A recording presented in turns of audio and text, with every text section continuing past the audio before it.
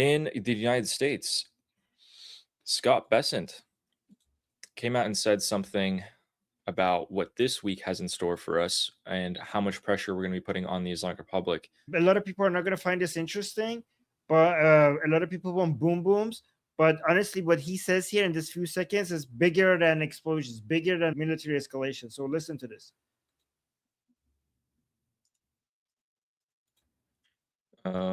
And we went from epic fury to economic fury. And at the president's orders, we have raised the level even again.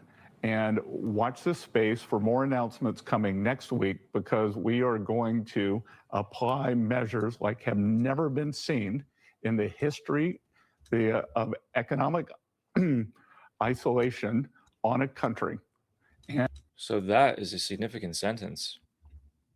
Measures that we've never seen before.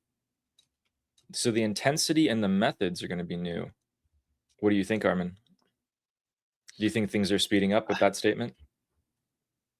Yeah, I think it's going to be slowly at first, and then all of a sudden, the economic isolation is speeding up, but the effect of it is going to be very, very sudden.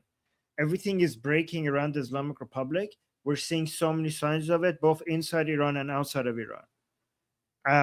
I think a lot of people are not paying attention to this economic isolation, and they're underestimating how impactful this is. I honestly think this might be this might sound too optimistic. I know a lot of people are waiting for major military operations, and it might come and it might not.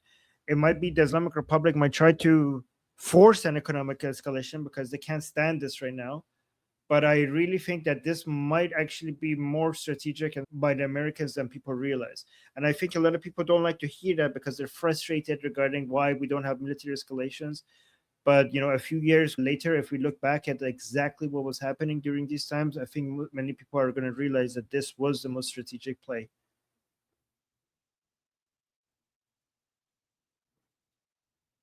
Things like this constrict, and then all of a sudden there's a collapse. That's usually the case.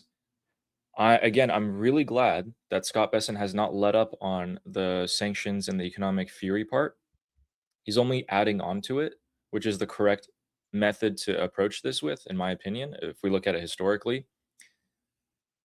This is way more significant, as Armin said. This is way more than any bomb, any missile that could possibly throw at the Islamic Republic. Their money being heard at the top circles, which is exactly what Scott Bessent is going after. He's going after those rich IRGC officials and their money laundering and etc.